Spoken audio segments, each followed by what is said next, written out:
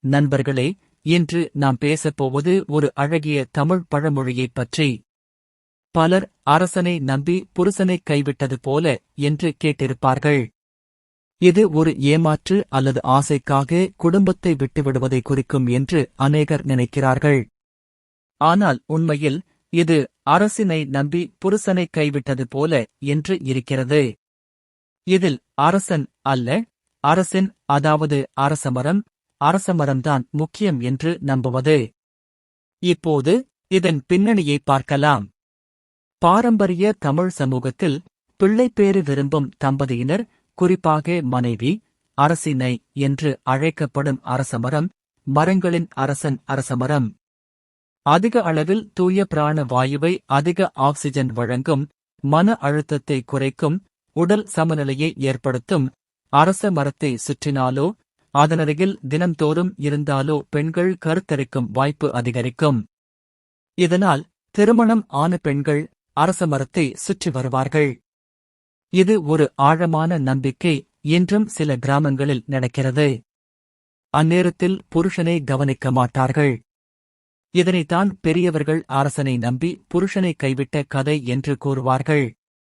இதேபோல் நமக்கு என்ன விதமான ஆசை, கனவு, லட்சியம் இருந்தாலும் அதற்கான முயற்சிகளை நாம் செய்ய வேண்டும். எந்த முயற்சியும் செய்யாமல் பிரார்த்தனை செய்தால் மட்டும் அதனால் எந்த பயனும் கிட்டாது. ஆனால் பழமொழி சொல்லும் பாடம் என்ன?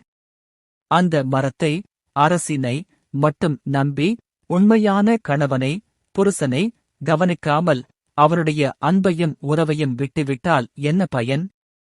பிள்ளைப்பேறு வராது. அதாவது வெறும் சடங்குகள் அல்லது நம்பிக்கைகள் போதாது, கையில் இருக்கும் உண்மையான ஆதரவை, அன்பு, புரிதல், ஒத்துழைப்பை விட்டு பயனில்லா வழிகளை தேடாதீர்கள்.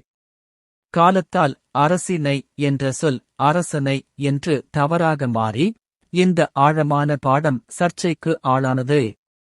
ஆனால் உண்மை என்னவென்றால் இது உறவுகளின் முக்கியத்துவத்தை வலியுறுத்துகிறது. அன்பும் அறிவும் சேர்ந்தால் மட்டுமே வாழ்க்கையில் பூக்கள் மலரும். இந்த பழமொழி நம்மை எச்சரிக்கிறது. வாழ்க்கையில் உண்மையான உறவுகள், கடமைகள்தான் முக்கியம். வெறும் நம்பிக்கை அல்லது சூழ்நிலை மாற்றங்களை நம்பி அவற்றை விட்டுவிடக்கூடாது. இது தமிழின் அறிவுரை. எளிமையான சொற்களின் ஆழமான உண்மை.